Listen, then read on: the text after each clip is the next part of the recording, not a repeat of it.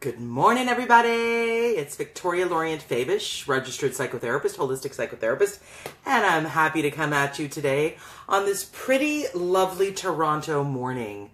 And I just want to speak about something that I'm seeing as crucial, like really paramount to living a life where you're healthy in your self-culture. And I talk about self-culture in my first book, Find Your Self-Culture, because the essence of finding your self-culture is really where you make it so that the loudest voice in your head is your own voice, is your own sense of who you are, what you're thinking, what you're wanting, what you're needing, and you're really, really working on making that the loudest aspect of your voice.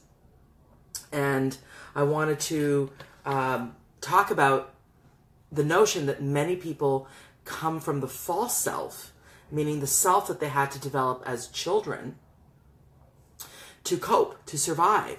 And that has led into an adulthood in which choices like, always operating based on what other people want, or operating based on I can't hurt other people, or I can't disappoint other people.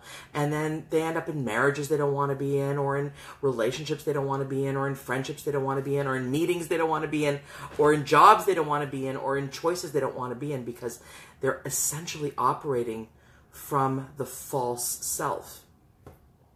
And I just want to encourage people to really get clear on who your authentic self is, and also to get used to really being okay with, which is not easy, being okay with essentially the experience of you're going to disappoint people.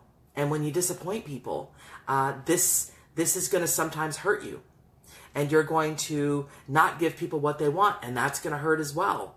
But I would rather people work on dealing with that pain and dealing with that anxiety of disappointing other people, rather than operating from a false sense of self, rather than saying yes when they don't want to say yes.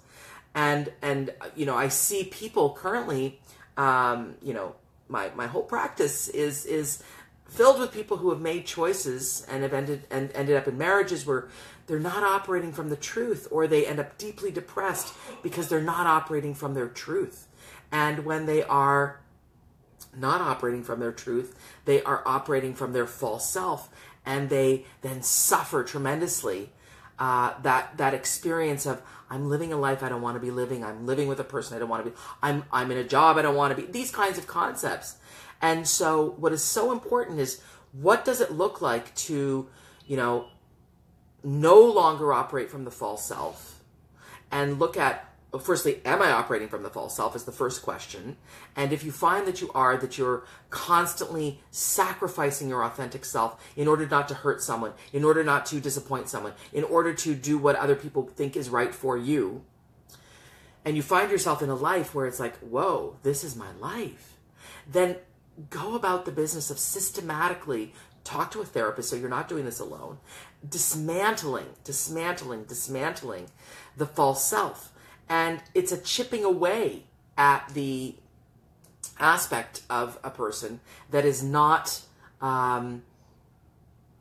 living the truth. And it's so difficult. I mean, I happen to work with a number of people that, and then of course I'll see people do things like, lie, hide, cheat, tell white lies, skew the truth, because what occurs when people are operating from their false self is the lack of courage to be themselves. This sort of lying behavior starts. And when you're in the lying behavior, well, that causes a lot of shame.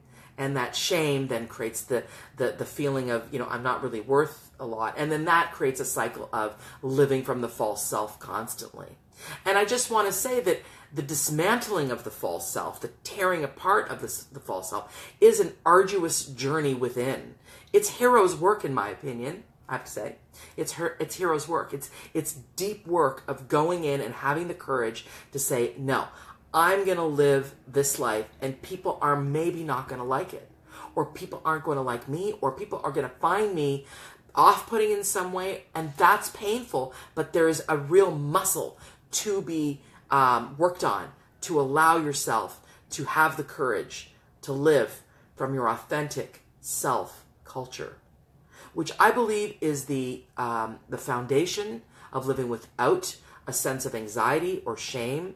And sometimes, not always, it can really be the way out of depression. Now, not always, because depression can often be biochemical, but it's a combination thing, I think. You know, you've got the biochemical piece, you've got the living authentically piece, and initially it can, by the way, I just need to say, initially it can get worse before it gets better, which is when people start to dismantle the false self, when people start to say no, when people start to disappoint people that they love, tell the truth finally, all these types of things, people suffer as they do that. So initially, I just want to say, it gets worse before it gets better, but it will get better. And so I'm asking people to really operate from their true self, knowing fully that that particular experience is very, very heroic work to find where you're in the false self, dismantle it, and moving forward. It's powerful. It really is. I write about it extensively in both my books. Find Your Self Culture, Moving from Depression and Anxiety is the first book. And the second book is Connecting, Rewire Your Relationship Culture, where I also delve deeply into, when people make choices like, marrying people from their false self, or, and then they end up in a marriage where it's like, what am I doing here? And not only that, we have nothing in common. And not only that, I did this because my parents want it, my this want it, my that want it, but I didn't want it.